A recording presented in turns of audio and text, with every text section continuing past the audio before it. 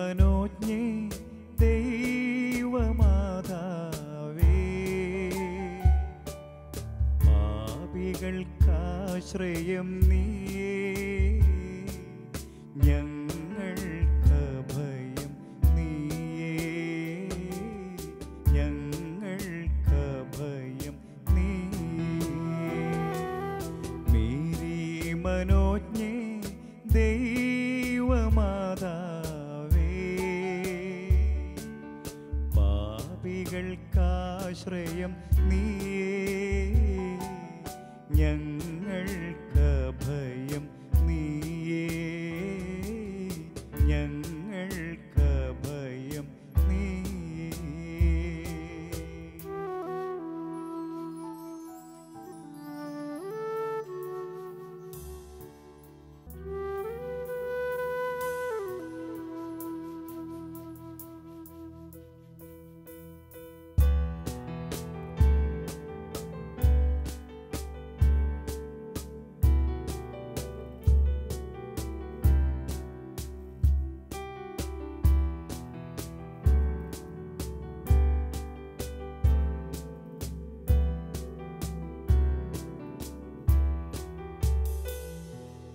പാപത്തിൻ ചുഴിയിൽ വലയുന്നു ഞങ്ങൾ, ആലംബമെന്നെ കേണിടുന്നു. പാപത്തിൻ ചുഴിയിൽ വലയുന്നു ഞങ്ങൾ, ആലംബമെന്നെ കേണിടുന്നു. പൊൻകരം നീട്ടി ശാന്തി തൻ നാട്ടിൽ ആനയിക്കൂ ഞങ്ങളെ, ആനയിക്കൂ ഞങ്ങളെ. മേരി മനോജ്ഞേ ദൈവമാതാവേ, പാപികൾക്കാശ്രയം നീയേ, ഞങ്ങൾക്ക് ഭയം നീയേ, ഞങ്ങൾക്ക് ഭയം നീയേ. പാപത്തിൻ ചുഴിയിൽ ആഴപ്പെടുന്ന ജീവിതങ്ങൾക്ക് തൻ്റെ പൊൻകരം നീട്ടി താങ്ങിയെടുക്കുവാൻ ഈശോ നിയോഗിച്ച പരിശുദ്ധ മറിയം, ഈ നല്ല അമ്മയുടെ സ്നേഹവാഗ്ദാനം. അമ്മ പറഞ്ഞു, മക്കളെ, പാപികളുടെ മാനസാന്തരത്തിന് വേണ്ടി പ്രാർത്ഥിക്കുക. ഫാത്തിമായിൽ അമ്മ നൽകിയ സന്ദേശം അതായിരുന്നു, പാപികളുടെ മാനസാന്തരത്തിന് വേണ്ടി പ്രാർത്ഥിക്കുക, ജപമാല ചൊല്ലി പ്രാർത്ഥിക്കുക. ജപമാല ഏറ്റവും ശക്തമായ ആയുധമാണ്. പാപത്തിൻ്റെ ആഴങ്ങളിലേക്ക് ആണ്ടുപോകുന്ന ജീവിതങ്ങൾക്ക് എന്നും താങ്ങും തണലുമായ പരിശുദ്ധ മറിയത്തെ, ആ നല്ല മാതാവിനെ പാടി പ്രകീർത്തിക്കുന്ന കാർമൽ ഗീതങ്ങൾ ഒരുങ്ങുമ്പോൾ അമ്മയോടൊപ്പം ചേരാം. അതുവഴി ഈശോയ്ക്ക് മഹത്വം നൽകി ആ സ്നേഹഗീതി പാടാം.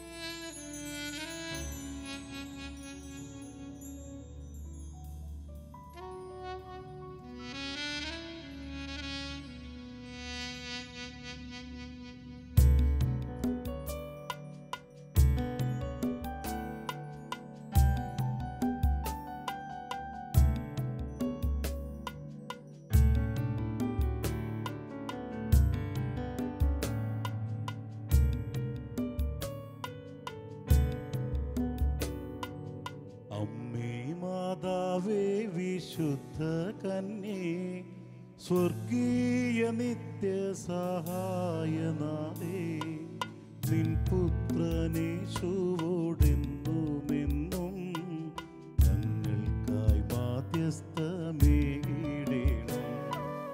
നിൻ പുത്രനേശുവോടെന്നുമെന്നും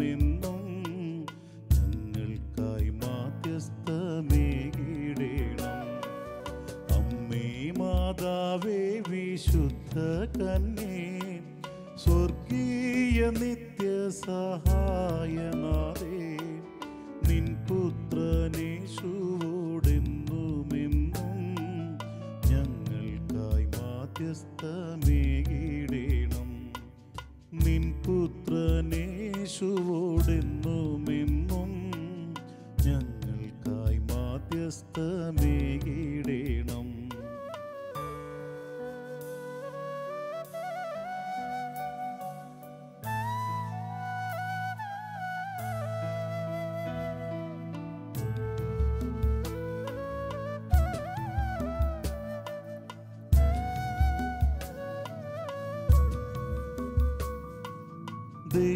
ദൈവകൃപയാൽ നിറഞ്ഞ കന്യേ സ്ത്രീകളിലേറ്റം അനുഗ്രഹീതേ. ദൈവകൃപയാൽ നിറഞ്ഞ കന്യേ സ്ത്രീകളിലേറ്റം അനുഗ്രഹീതേ. രക്ഷകനീ മണ്ണിൽ ജന്മമേകാ ദൈവം തിരഞ്ഞു വിളിച്ചതന്നെ. രക്ഷകനീ മണ്ണിൽ ജന്മമേകാ ദൈവം തിരഞ്ഞു വിളിച്ചതന്നെ. അമ്മേ മാതാവേ വിശുദ്ധ കന്യേ സ്വർഗീയ നിത്യ സഹായനാഥേ നിൻ പുത്രനേശുവോടെന്നുമെന്നും ഞങ്ങൾക്കായി മാധ്യസ്ഥമേകിടേണം. നിൻ പുത്രനേശുവോടെന്നുമെന്നും ഞങ്ങൾക്കായി മാധ്യസ്ഥമേകിടേണം.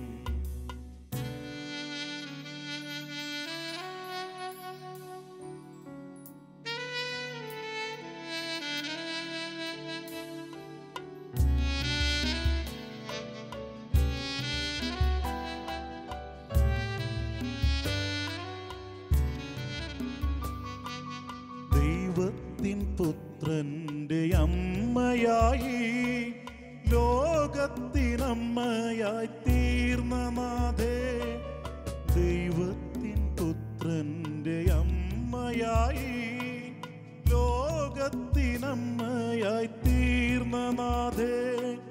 ലോകമോഹങ്ങളിൽ വീണിടാതെ നിത്യവും ഞങ്ങളെ കാത്തിടണേ. ലോകമോഹങ്ങളിൽ വീണിടാതെ നിത്യവും ഞങ്ങളെ കാത്തിടണേ. അമ്മേ മാതാവേ വിശുദ്ധ കന്യേ സ്വർഗീയ നിത്യ സഹായനാഥേ നിൻ പുത്രനേശുവോടെന്നുമെന്നും ഞങ്ങൾക്കായി മാധ്യസ്ഥമേകിടേണം. നിൻ പുത്രനേശുവോടെന്നുമെന്നും ഞങ്ങൾക്കായി മാധ്യസ്ഥമേകിടേണം. സബു, ഈ ഗാനത്തിൻ്റെ ഈണവും ഭാവവും ഒക്കെ ഒന്ന് ധാര ചെയ്തത് ഗാനം? ഇത് ഞാൻ തന്നെയാണ് ഇതിൻ്റെ രചനയും സംഗീതവും. അണ്ടേ, സംഗീതം അടിസ്ഥാനപരമായിട്ട് സബു അഭ്യസിച്ചിട്ടുണ്ടോ? സംഗീതം അടിസ്ഥാനപരമായിട്ടൊന്നും അഭ്യസിച്ചിട്ടില്ല. ഇതെല്ലാം ഞാൻ ചെറുപ്പത്തിലൊക്കെ ഞാനിങ്ങനെ എൻ്റെ ശബ്ദം ഒരു വികൃതമാണ്, അതായത് പറപറ എന്നുള്ള പാറപ്പുറത്ത് ചിരട്ടിയിട്ടൊരക്കണ ഒച്ച എന്ന് പറഞ്ഞ കൂട്ടുകാർ ഇങ്ങനെ കളിയാക്കുമായിരുന്നു. പാറപ്പുറത്ത് ചിരട്ടിയിട്ടൊരക്കണ ഒച്ച എന്ന് പറഞ്ഞ്. അപ്പം എൻ്റെ ഈ ശബ്ദം ഒന്ന് മാറിക്കിട്ടാൻ മനോഹരമായ ശബ്ദാനുകരണത്തിൽ മനോഹരമായ പ്രതിഫലനം കാഴ്ചവെക്കുന്നു. ചിരട്ട വരയ്ക്കുന്നത് എങ്ങനെയാണ്? ചിരട്ട അത് പിന്നെ അപ്പോൾ ഇങ്ങനെ പറഞ്ഞ് കളിയാക്കുക. എൻ്റെ ഈ ശബ്ദം ഒന്ന് മാറ്റണേ, എൻ്റെ കൂട്ടുകാരൻ സന്തോഷിനെ പോലെ മനോജിനെ പോലെയൊക്കെ മനോഹരമായ ഒരു ശബ്ദം കിട്ടിയായിരുന്നെങ്കിൽ ഞാൻ പ്രാർത്ഥിച്ചിട്ടുണ്ട്. പക്ഷേ ദൈവം അത് വലിയ അനുഗ്രഹത്തിന് വേണ്ടിയാണ്. കാരണം പിന്നീട് ഞാൻ തിരിച്ചറിഞ്ഞു. കാരണം ഇത് എനിക്ക് കാരണം ദൈവം കൊടുക്കുന്നത് ഒന്നും മോശമായിട്ട് കൊടുക്കില്ല. കാരണം ദൈവം പ്രപഞ്ച സൃഷ്ടി കഴിഞ്ഞ് പറഞ്ഞു മനോഹരമായിരിക്കുന്നു. ദൈവം സൃഷ്ടികർമ്മം കഴിഞ്ഞ് പറഞ്ഞാണ്. അപ്പോൾ എനിക്ക് ശബ്ദം തന്നത്, എനിക്കെല്ലാം തന്നത് ദൈവമാണെന്നുള്ള ബോധ്യം വന്നപ്പോൾ ഇത് മനോഹരമാണ്, ഇതിൻ്റെ പിന്നിലൊരു വലിയ പദ്ധതിയുണ്ട് എന്ന് എനിക്ക് മനസ്സിലായി. ഞാൻ ഇന്ന് 126ഓളം ക്രിസ്തീയ ആൽബങ്ങൾക്ക് രചനയും സംഗീതവും ചെയ്തു കഴിഞ്ഞു. പിന്നെ അതിലുപരി എൻ്റെ ഈ ശബ്ദം കൊണ്ട് 5ഓളം ഭാഷകളിൽ ഡബ് ചെയ്തിട്ടുണ്ട്. തെലുങ്ക്, തമിഴ്, കന്നഡ, ഹിന്ദി, ഇംഗ്ലീഷ് 5ഓളം ഭാഷകളിൽ ടെലിഫിലിമുകൾക്ക് ഡബ് ചെയ്തിട്ടുണ്ട്. ഒരുപാട് സിനിമാ താരങ്ങളെ അനുകരിക്കാറുണ്ട്. അതിലുപരി കാസറ്റുകൾക്ക് ഇൻട്രൊഡക്ഷൻ. അനുഗ്രഹം എന്ന് പറയുന്ന ബേബിച്ചിൻ്റെ തന്നെ ഒരു കാസറ്റിനാണ് ഞാൻ ആദ്യമായിട്ട് ശബ്ദം കൊടുത്തത്. ദൈവത്തിൻ്റെ കൊള്ളില്ല എന്ന് ജനങ്ങൾ വിധി എഴുതിയ ശബ്ദം കൊണ്ട് ദൈവത്തിൻ്റെ വചനം പറയാൻ പറ്റി. കാണപ്പെടുന്ന സഹോദരനെ സ്നേഹിക്കാത്തവന് കാണപ്പെടാത്ത ദൈവത്തെ സ്നേഹിക്കാൻ എങ്ങനെ സാധിക്കും? അതൊരു മധുബാലകൃഷ്ണന്റെ പാട്ടിന്റെ ഇടയ്ക്ക് അത് പറഞ്ഞുകൊണ്ടാണ്. ഒത്തിരി ആൽബങ്ങൾക്ക് ഇന്ന് ഇൻട്രൊഡക്ഷൻ പറയുന്നുണ്ട് നമ്മൾ. അല്ല, ഈ ശബ്ദം ദൈവമഹത്വത്തിന് വേണ്ടി വിനിയോഗിക്കാൻ സാധിക്കുമെന്ന് സാബു പറയുന്നു. അങ്ങനെ ഈ ശബ്ദാനുകരണത്തിലൂടെ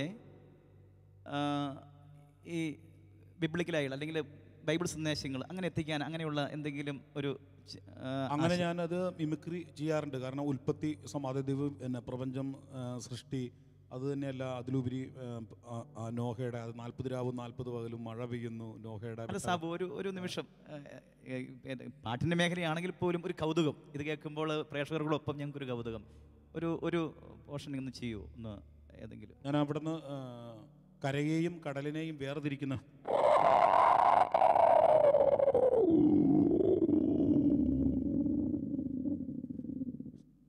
പിന്നെ പക്ഷിമൃഗാദികളെ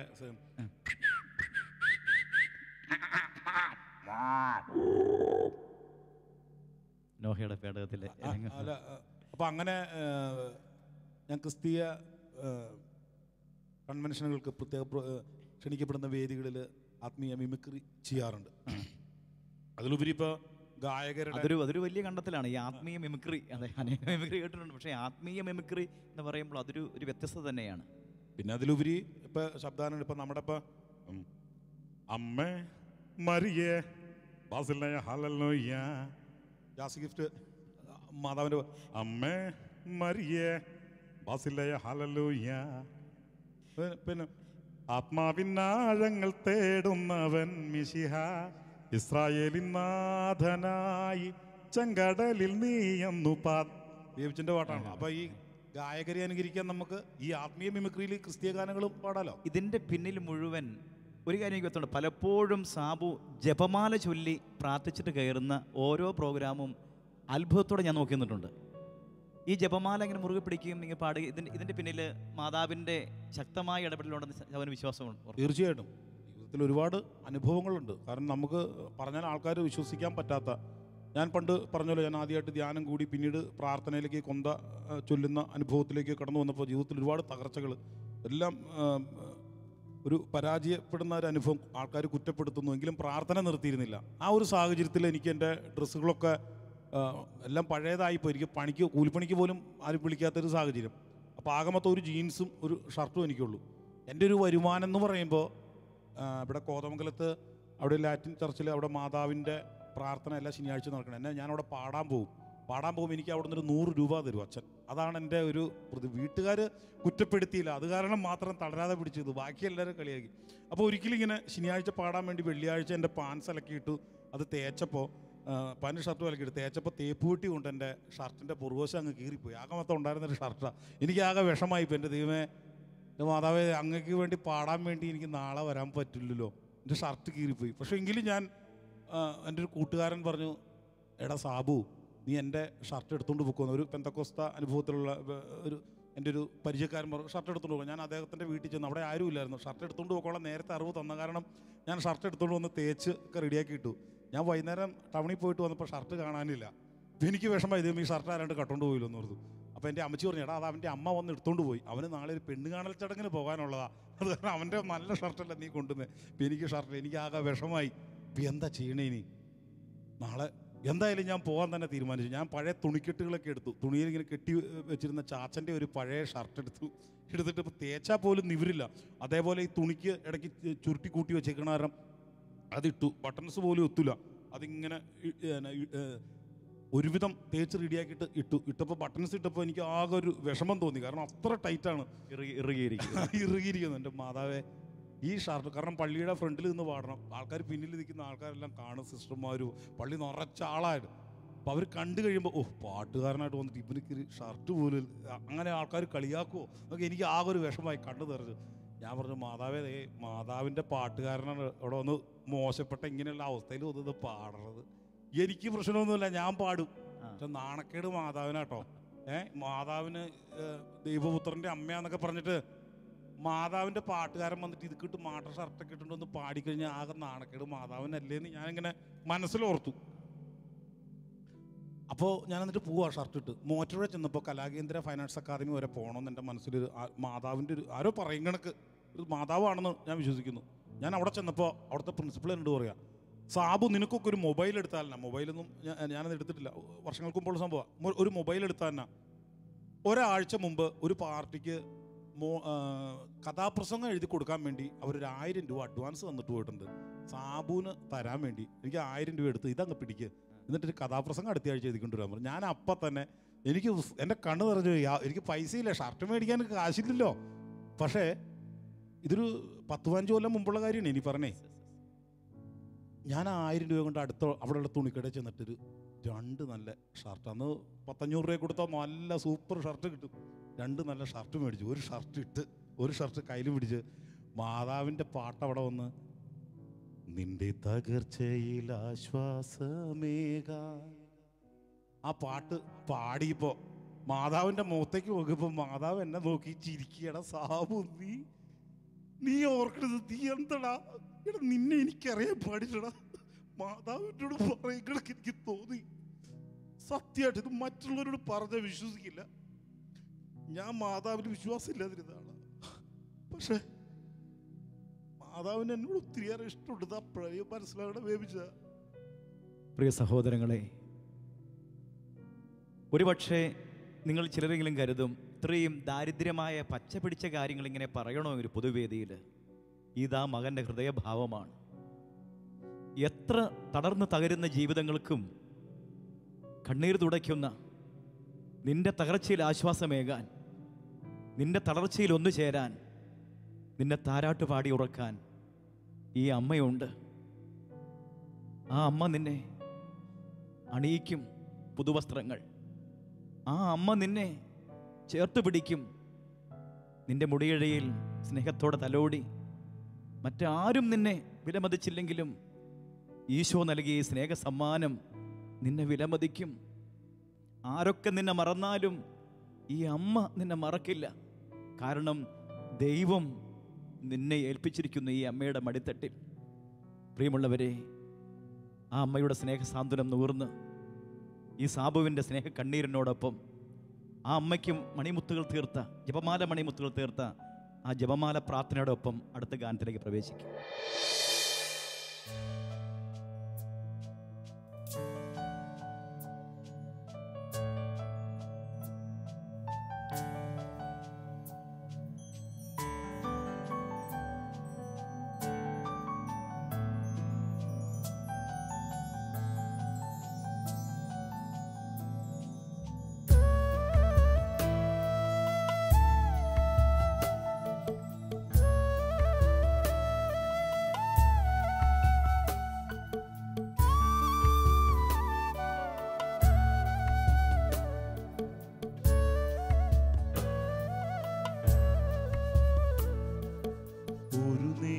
നേരമെങ്കിലും അമ്മേ നിൻമുഖം കാണാതെ വയ്യ, ഒരു ഗീതമെങ്കിലും അമ്മേ തിരുമുൻപിൽ പാടാതെ വയ്യ, ഒരു നേരമെങ്കിലും അമ്മേ നിൻമുഖം കാണാതെ വയ്യ, ഒരു ഗീതമെങ്കിലും അമ്മേ തിരുമുമ്പിൽ പാടാതെ വയ്യ. എൻ ജീവിതത്തിൻ്റെ വീഴ്ചകളിൽ താങ്ങായി നിന്നത കരമല്ലേ, എൻ ജീവിതത്തിൻ്റെ നേട്ടങ്ങളിൽ പടവുകളമ്മതൻ കരമല്ലേ, ഒരു നേരമെങ്കിലും അമ്മേ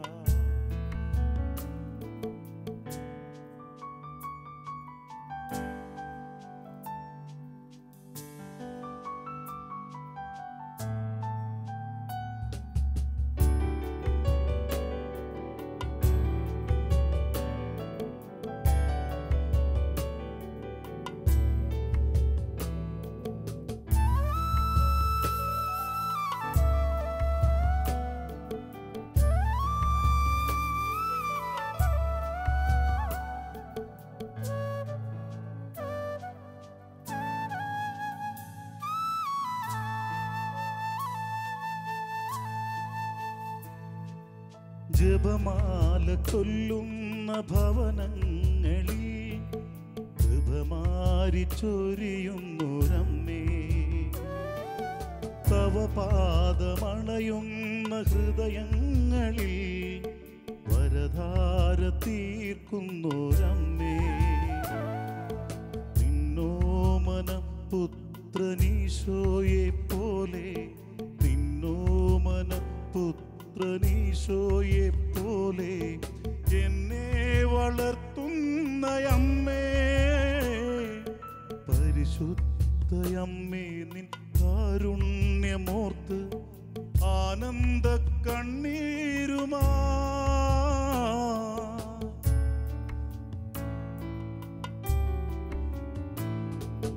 ഒരു നേരമെങ്കിലും അമ്മേ നിൻ മുഖം കാണാതെ വയ്യ, ഒരു ഗീതമെങ്കിലും അമ്മേ തിരുമുമ്പിൽ പാടാതെ വയ്യ,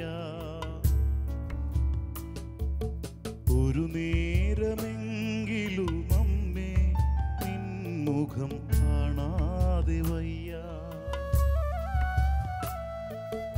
ഒരു ഗീതമെങ്കിലും അമ്മേ തിരുമുമ്പിൽ പാടാതെ വയ്യ.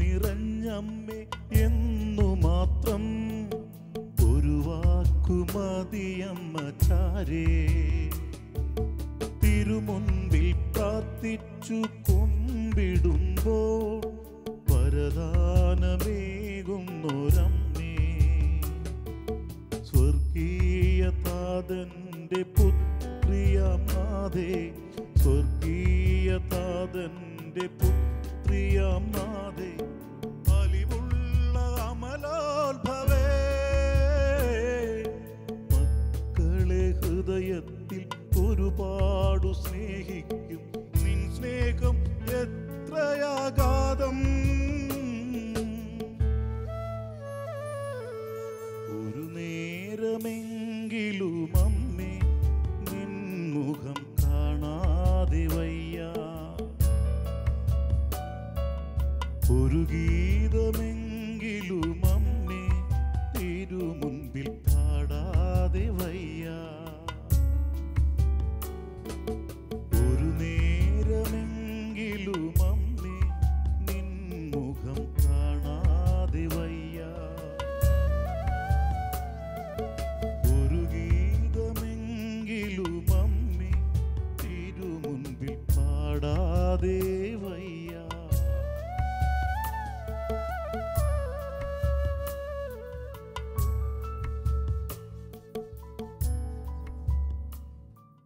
ഒരിക്കൽ അമ്മയെ തള്ളിപ്പറഞ്ഞ് അമ്മയിലുള്ള വിശ്വാസം പോലുമില്ലാതെ നടന്നിരുന്ന ഒരു മകൻ ജപമാല കരങ്ങളിലെടുത്ത് പ്രാർത്ഥിക്കുവാൻ ഹൃദയം തുറന്നപ്പോൾ അമ്മ വഴി ദൈവം ചെയ്ത മഹനീയമായ കാര്യങ്ങൾ നാം ശ്രവിക്കുകയായിരുന്നു. ഇന്ന് ഒരു വേള പോലും അമ്മേ ആ മുഖം കാണാതെ വയ്യ, ഒരു ഗീതമെങ്കിലും അമ്മേ അങ്ങേ മുൻപിൽ പാടാതിരിക്കാൻ വയ്യ എന്ന് പറയുന്ന ആ തലത്തിലേക്ക് ജപമാല ചൊല്ലുന്ന കുടുംബങ്ങളിൽ കൃപമാരി ചൊരിയുന്ന പരിശുദ്ധ അമ്മയെക്കുറിച്ച് ആ മകൻ എഴുതി ഈണം പകർന്ന ഗാനം നമ്മൾ ശ്രവിച്ചു. പ്രിയമുള്ളവരെ, ഈ അമ്മയെ തള്ളിപ്പറയുന്ന അനേക മക്കളുണ്ട്. ഇന്ന് അനേക മക്കളുണ്ട്. തൻ്റെ പുത്രൻ തന്നെ ഏൽപ്പിച്ച ഏതു മക്കൾ തന്നെ തള്ളിപ്പറഞ്ഞാലും ഒരു പരാതിയും പരിഭവമില്ലാതെ നെഞ്ചോട് ചേർക്കുന്ന ഒരമ്മയാണ് പരിശുദ്ധ മറിയം. അവൾ കരുണയുടെ മാതാവാണ്. ആ നല്ല അമ്മയുടെ സ്നേഹമടിയിൽ ജപമാല ചൊല്ലി നമുക്ക് അണയാം. അമ്മയോടൊപ്പം യേശുവെന്ന നിത്യരക്ഷയിലേക്ക് ചുവടുകൾ വയ്ക്കാം. മറിയം വഴി ക്രിസ്തുവിലേക്ക് നമുക്ക് പ്രാർത്ഥിക്കാം. ഈശോയെ, അവിടുത്തെ സ്നേഹദാനം പരിശുദ്ധ അമ്മയെ ഞങ്ങൾക്ക് നൽകി. എത്രയോ വലിയ സാന്ത്വനമാണ് ഞങ്ങളുടെ അമ്മ, ദൈവത്തിൻ്റെ അമ്മ. സകല ജനപദങ്ങളും ഭാഗ്യവതി എന്ന് പ്രകീർത്തിക്കുന്ന അമ്മ. ആ അമ്മയെ ഞങ്ങൾ വാഴ്ത്തട്ടെ.